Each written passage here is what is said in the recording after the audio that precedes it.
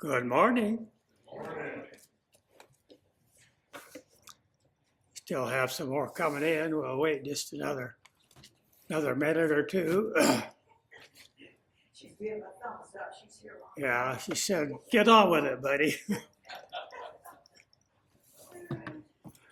It's great to see all of you this morning. I know that summertime is a pretty difficult time, especially in Yuma, Arizona. There are some wonderful things about living in Yuma, Arizona, the summer heat not being one of them, but we are thankful that you are here today, and we are looking forward to, at least I'm looking forward to our study of Daniel chapter 6 this morning. I see already I'm going to have some trouble with my slides, how I put them together. It should say Daniel chapter 6, not Daniel chapter RA6 or whatever that says up there. That's going to happen, I think, several times in these slides. So hopefully you'll bear with me just a little bit this morning. As we think about Daniel, we looked in Daniel chapter 5 at the story of Belshazzar and how he had thrown that great banquet with 1,000 of his people there at the banquet, and how at the same time his father Nabopolassar was up north of Babylon fighting with King Cyrus. He is completely defeated, heads back to Babylon with his tail tucked under his legs like a dog scared. And all the time as he goes back into the city, his son Belshazzar is throwing this terrible drinking feast, and they make the mistake of ordering out of the temple of Marduk, ordering the wonderful instruments of gold and silver that were pilfered out of the temple in Jerusalem when Nebuchadnezzar overthrew Jerusalem. So in Daniel chapter 5, we saw the writing on the wall.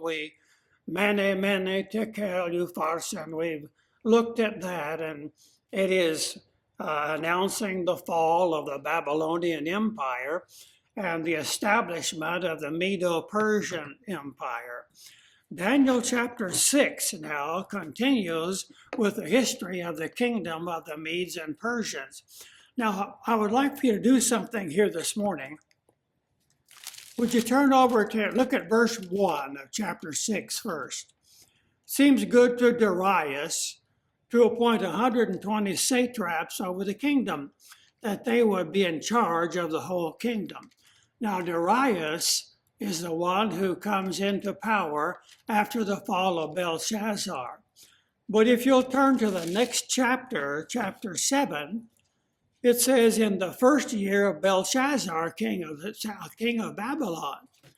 And then if you look in chapter 8, in the third year of the reign of Belshazzar. And then in chapter 9, verse 1, in the first year of Darius.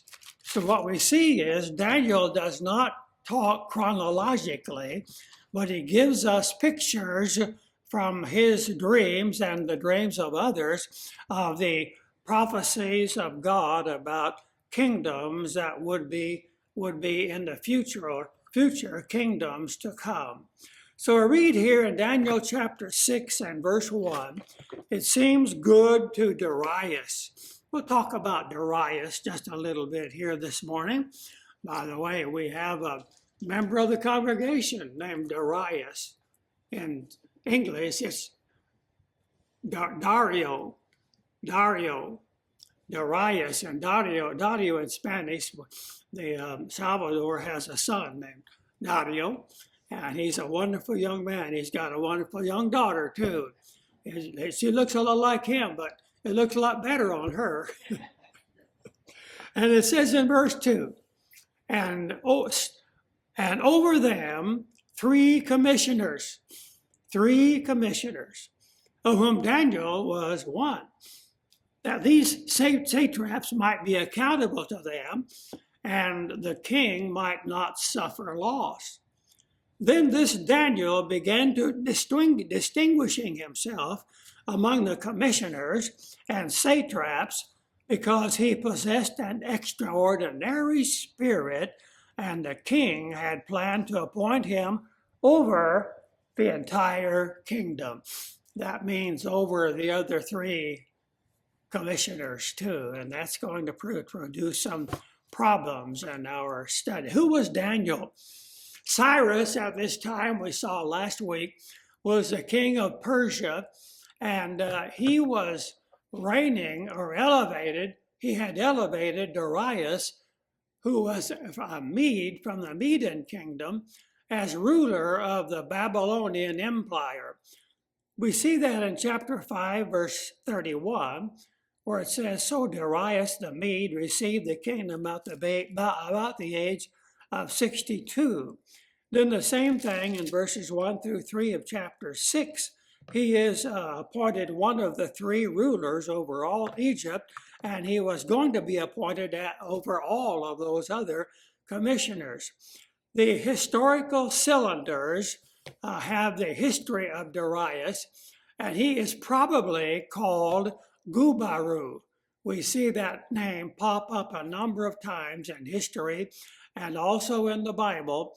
He was actually, and there is some controversy about what his actual position was, but one thing we know for sure, he started out as a royal bodyguard to Cyrus the Great. He was the one who led the invasion and defeat of Babylon, the one who diverted the river, the one whose army went under the wall to defeat the Babylonians, and at that time he may or may not have been a general in the Babylonian army of that time, but we know that he had a position of great power at that time. The King James Version is a little bit different from the version that we just said. The King James Version says, "He took the kingdom." So many have assumed that means that there was a great big battle and he won the battle and took the kingdom. But the Aramaic word for took is jibal from the Aramaic. It can also be translated accepted. And if we look a little closer in our Bibles, we can see in chapter 9 and verse 1 that it says, "In the year of Darius, the son of Ahasuerus, of Median descent, who was made king over the kingdom of the Chaldeans." And then later on in chapter 10 and verse 1, it says, "In the third year of Cyrus, king of Persia, a message was revealed to Daniel, who was named Belteshazzar, and the message was true and one of great conflict, but he understood the message and had an understanding of the vision." Shows us that Belteshazzar or Daniel was reigning with Cyrus and also with Darius. If we go one step further, chapter 11 and verse 1, it says, "In the first year of Darius the Mede, I arose to be an encouragement and a protection for him." So the fact is, he received the kingdom about this time and began to be co-regent with Darius, who was co-regent with Cyrus during the reign of the Medes and the Persians. Look in chapter 6 and verse 28, and it kind of puts the frosting on the cake, where it says in verse 28, "So this Daniel enjoyed success in the reign of Darius and in the reign of Cyrus the Persian."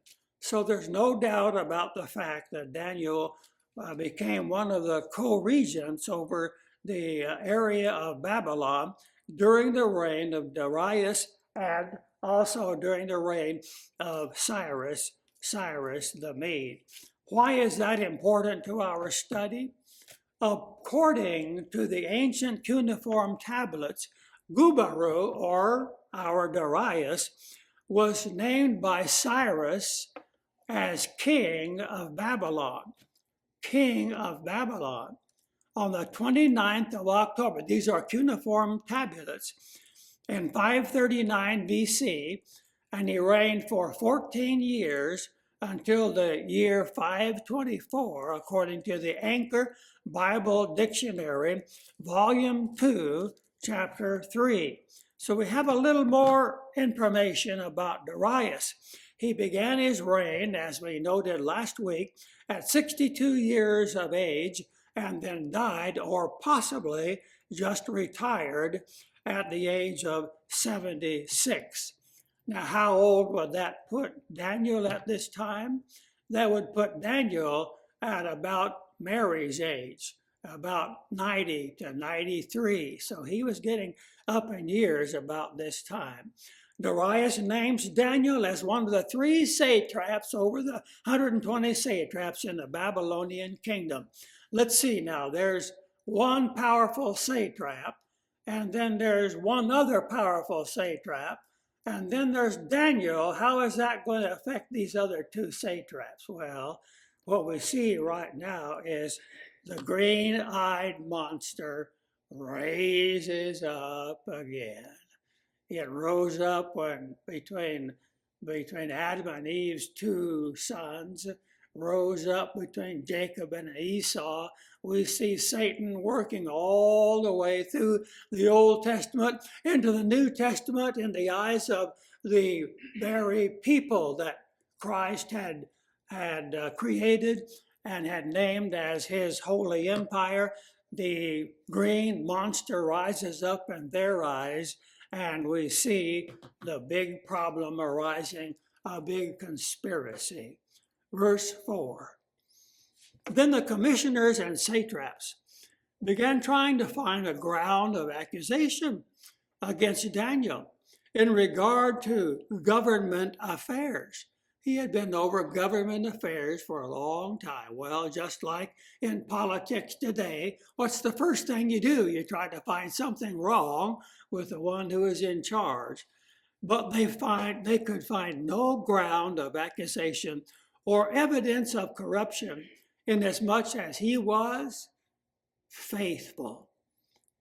He was faithful, and no negligence or corruption was to be found in him. Then these men said, "We will not find any ground of accusation against this Daniel unless we find it against him with regard to the law of his God." Daniel, a man of such great integrity that they knew they could not find anything against him. Then the commissioners and satraps came by agreement to the king and spoke to him as follows: "King Darius, long live forever." All the commissioners of the kingdom, the prefects and satraps, the high officials, and the governors have consulted together that the king should establish a statute and enforce an injunction that anyone who makes a petition to any god or man besides you, O king, for 30 days shall be cast into the lion's den. The fellow commissioners conspire to eliminate the competition, and we see in verse 5 the testimony of a faithful servant, the integrity of a faithful servant. We see their dirty deception, their planning and plotting together to get rid of Daniel by subterfuge. They go to the king, and there I can almost see the smile on their faces as they say, "Now, your majesty, issue the decree and put it in writing so that it cannot be altered in accordance with the law of the Medes and the Persians, which cannot be repealed." Darius was really proud of that law until this deception. But what happens then? King Darius then puts it in writing, puts the decree in writing. And the fact is, we see in the next few verses that Daniel does not alter his habit of worshiping God at least 3 times a day. Verse 8, Now, O king, establish the injunction. Verse 9, therefore King Darius signed the document, that is the injunction. Now, when Daniel knew that the document was signed, he entered his house. Now, in his roof chamber, he had windows open toward Jerusalem, and he continued kneeling on his knees 3 times a day, praying and giving thanks before his God, as he had been doing previously. One wonderful thing about Daniel that we can see in these verses is that these commissioners and satraps knew that Daniel would continue his daily meeting with his God. All those around Daniel knew whom he served, knew Daniel's dedication to God, knew who he was. The natural question here is, do all the people around us know who we really are? Do our neighbors and friends know who we really are, who we really serve? What was their motive? Of course, envy and jealousy. As James writes in his chapter here, chapter 3, verses 13 through 18, James tells us something else about this deception and jealousy. I'll get there in just a second.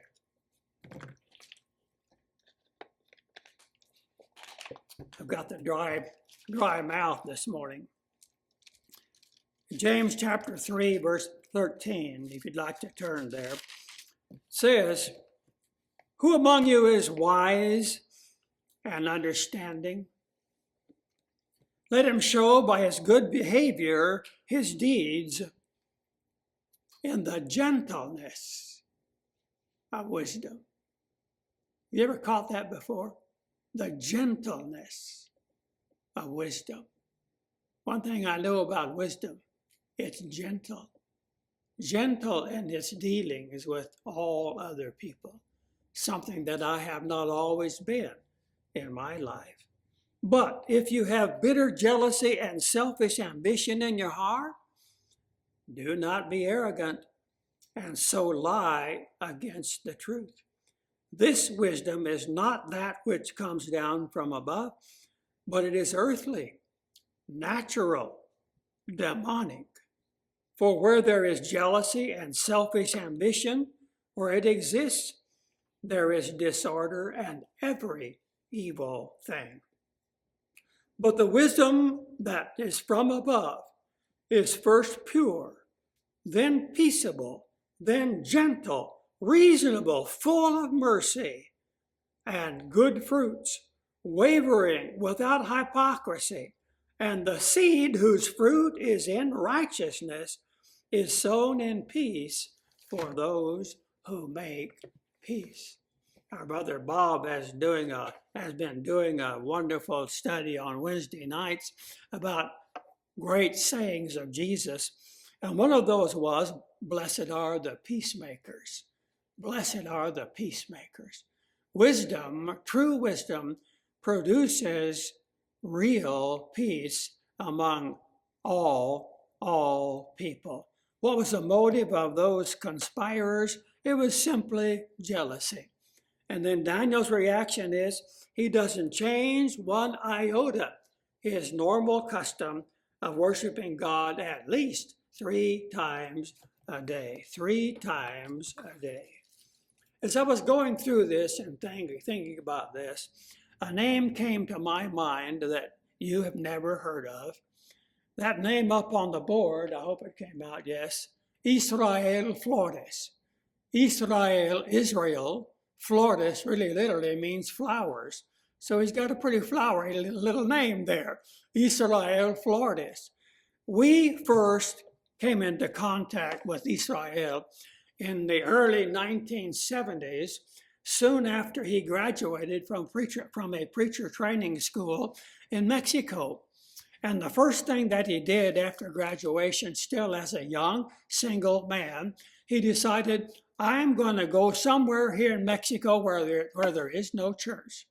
So he went down south and east, and he went to the city of Merida. At that time, a city of maybe 100,000 people. I'm going to start a church in this city. How will I do this? He went to the city park, started preaching in the city park, and then noticed that the city park also was right next to the Catholic Church. He preached there for a few days, and then all of a sudden he looked, and here came a bunch of people. They were picking up rocks and they were throwing them at him.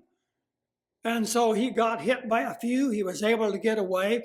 He went to where he was living at that time. I'm not sure where that was. And he spent the week there.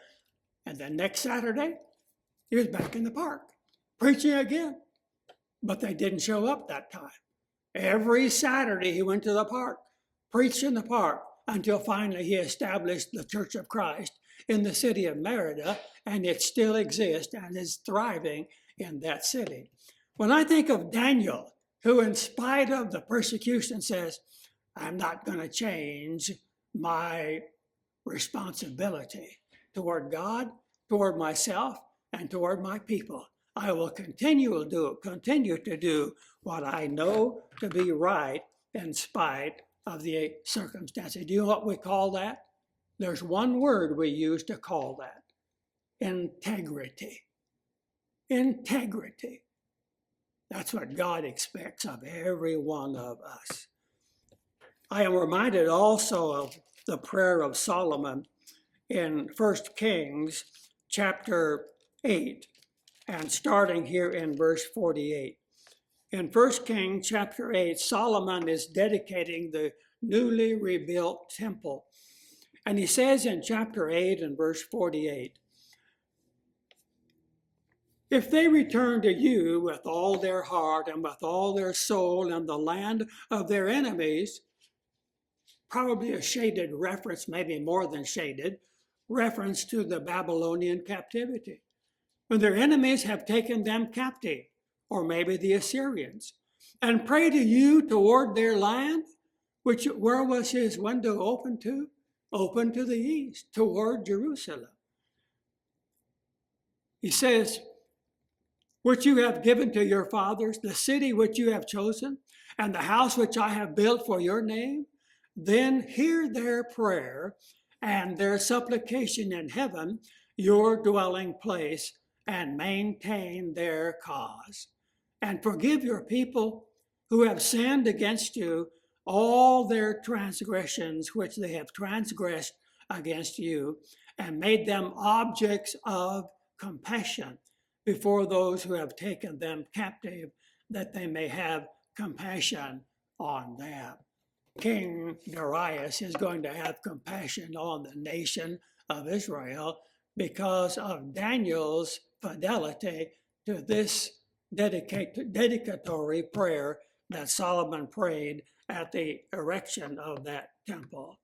So, chapter 6 and verse 12, back to our text here in chapter 6, verse 12, says, then these men came by agreement, in verse 11, and found Daniel making petition and supplication for his God, petition and supplication before his God. Then they approached and spoke before the king and to the king's injunction. Did you not sign an injunction that any man who makes a petition, don't you think Darius was getting a hint by this time? There's something wrong in this. Something smells in this. Did you not make a petition that for 30 days no one is to worship any god except you, or be cast into the lion's den? The king replied, the statement is true, according to the law of the Medes and Persians, which may not be revoked.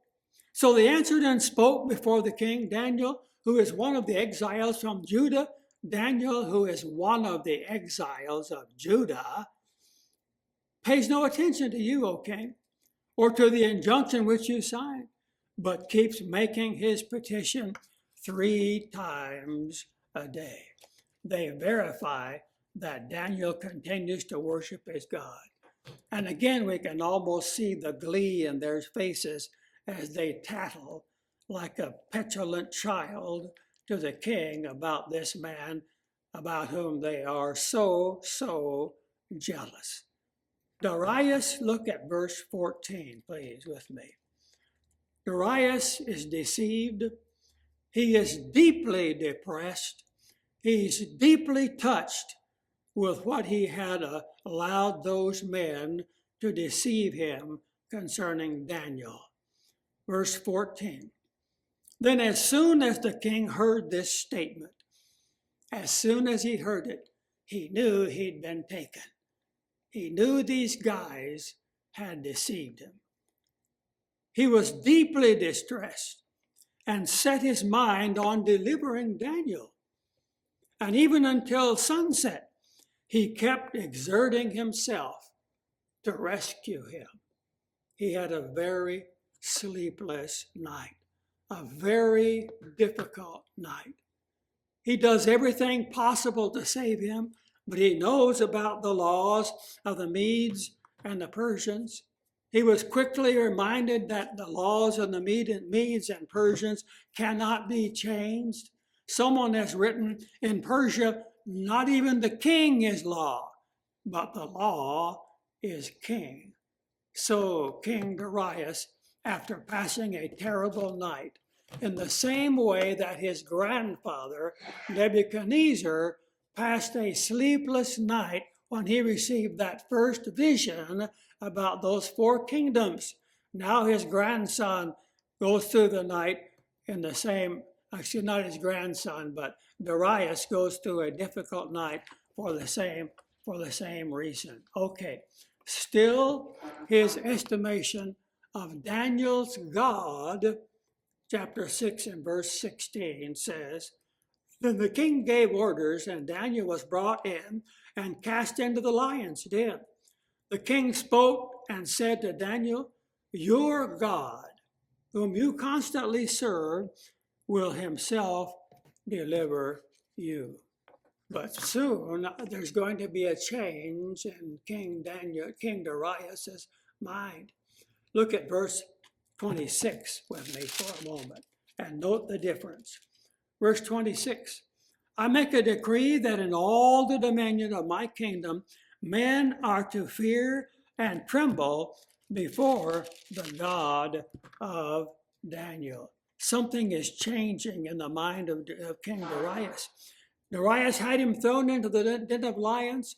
He had a stone placed at the mouth of the stone and sealed the stone, just like something that we see in Matthew chapter 24, when the great ruler of all, the eternal kingdom, was put to death and then resurrected from the dead and then placed into a tomb, and a stone rolled in front of the tomb. And the stone was sealed for the same reason that Darius had this stone sealed. He knew that he'd been tricked by subterfuge. He knew he had signed this edict. He wanted to make sure that no one would ever accuse him of violating that one great law of the Medes and the Persians. So just like the Jews in the time of Jesus, King Darius has the stone sealed so that no one will say that he did not carry out completely the edict that he had signed. So he spends the longest and most dreadful night of his life in verse 18. Then the king arose at dawn, at the break of day, and went in haste to the lion's den. And what happens?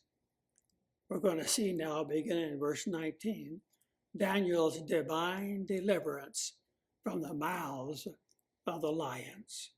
Verse 19. Then the king arose at dawn, at the break of day, and went in haste to the lion's den. When he had come near to the den, to Daniel, he cried out with a troubled voice, Daniel, servant of the living God, has your God, whom you constantly serve, been able to deliver you from the lions? Well, this is the last little thread of doubt that I think we're going to see in the mind and the life of King Darius. Has your God saved you? Verse 21.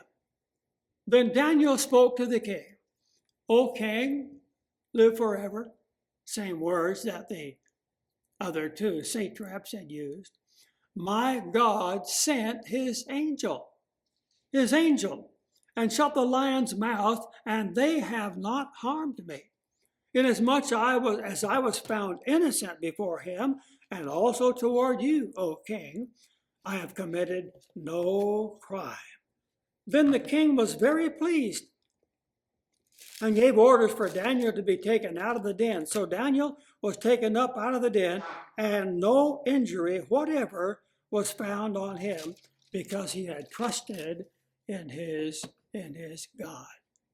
No harm was found on him because he had trusted in his God. Despite this deception of those two other satraps, Daniel continues to do what he knew God would expect him to do. And because of his fidelity, because of his faithfulness, I don't believe there was a doubt in Daniel's mind that he would be saved from the lions, but there was a doubt in the mind of the king. He receives this calm response from Daniel. I'm here. Don't worry. Don't worry. My God has saved me. But one more thing there we need to remember. The Lord sent his angel. I've said this when we were in a previous chapter. I don't know what that really means. I just don't know. I've done some investigation. Maybe you have also. I do know that the original word for angel, angelo, just simply means messenger. And we know in the same book, God sends his messenger Gabriel with a message later on. Whether that was Gabriel or another angel or the Lord Jesus Christ operating in the Old Testament. We know that Peter says that even the prophets were diligently seeking to understand what the Spirit of Jesus revealed to them about his death. They didn't understand it. Jesus was at work in the Old Testament. Whether this is Jesus or not, I don't know. I tend to believe it just was an angel that God sent. But we see that Daniel was not harmed at all because of one great truth that we've touched on already, and I'd like to talk about just a little bit more from Psalm 34. Psalm 34. Now, I can't help but mention a little pet peeve of mine. When we're looking in the Psalms, each chapter is a psalm. One chapter is not Psalms. One chapter is one psalm. So we don't say Psalms chapter 34, we say Psalm 34. And in Psalm 34, let's look together here in verse 8. Verse 8 says, "O taste and see that the Lord is good. How blessed is the man who takes refuge in him. Oh, fear the Lord, you his saints, for to those who fear him, there is no want. The young lions do lack and suffer hunger, but they who seek the Lord shall not be in want of any good thing." Does that bring your mind into Daniel in the lion's den? "Come, you children, listen to me. I will teach you the fear of the Lord. Who is the man who desires life and loves length of days that he may see good? Keep the tongue from evil and your lips from speaking deceit. Depart from evil and do good. Seek peace and pursue it. The eyes of the Lord are toward the righteous, There's an eye watching you. Remember that song years ago? And his ears are open to their cry. The face of the Lord is against evildoers, to cut off the memory of them from the earth. The righteous cry, and the Lord hears and delivers them out of all their troubles. The Lord is near to the brokenhearted and saves those who are crushed in spirit. This is why Daniel could go into the lion's den and be as calm as you could possibly imagine. As the writer of Proverbs, probably Solomon, wrote, "Trust in the Lord with all your heart, and lean not on your own understanding. In all your ways submit to him, and he will make your paths straight." Proverbs chapter 3, verses 5 through 8. Look at chapter 6, verse 24. Here we see a picture that is so horrible and so ugly, I would not put one up on the board in front of our eyes. Chapter 6 and verse 24 says, "Then the king gave orders, and they brought these two men, who had maliciously accused Daniel, and they cast them, their children, and their wives into the lion's den, and they had not reached the bottom of the den before the lions overpowered them and crushed all their bones." What happened to them, in my mind, was too horrible to put into a picture. But there is another horrible picture that has continued from the beginning of time. 1 Peter chapter 5 and verse 8. I would imagine many of you know that by heart. If you don't, you need to memorize it. Talks about Satan. Goes about as a roaring lion, seeking whom he may devour. Guess who that whom is? Whom is me? He goes about seeking how he may devour me at all times. Folks, this is one of the great truths of our lives. We have all known of Christians who were faithful for a period of time, and then for one reason or another quit attending, leave the church, leave the Lord. Many of them Christian families, parents who leave the church, and then some later, I have seen in my own life, in our own family, some who deny the Lord and then come back. But the problem almost always is when the parents are allowed the lion to consume them, they may repent and come back, but almost always the children are lost. We need to be so careful. Even in our older ages, we still have children and grandchildren who are looking up to us as their example. We need to be very careful about what example we give to them every day of our lives of service to God. Verses 25 through 26. Verse 25 says, "Then Darius the king wrote to all the peoples, nations, and men of every language who are living in all the land, 'May your peace abound. I make a decree.'" He'd already made a foolish one. Now he makes a very wise one. "I make a decree that in all the dominion of my kingdom, men are to fear and tremble before the God of Daniel." Tremble before the God of Daniel. We are to reverence the God of Daniel, for he is the living God, and he endures forever. Where do you think he got that? Did you remember seeing that before? Didn't we see that back there in chapter 2? As Daniel interprets Nebuchadnezzar's dream, Daniel 2, verses 44 and 45, the very same words. His kingdom is a kingdom that endures forever. It will not be destroyed. His dominion will never end. Darius got that from Daniel. Darius got that, possibly even from his grandfather. And so Darius says there is only one God, the God of Daniel. He is the one who has rescued Daniel from the power of the lions. Do you see a change in the mind of King Darius? I see it. I believe that this decree of Cyrus indicates that he may have been converted from polytheism to monotheism.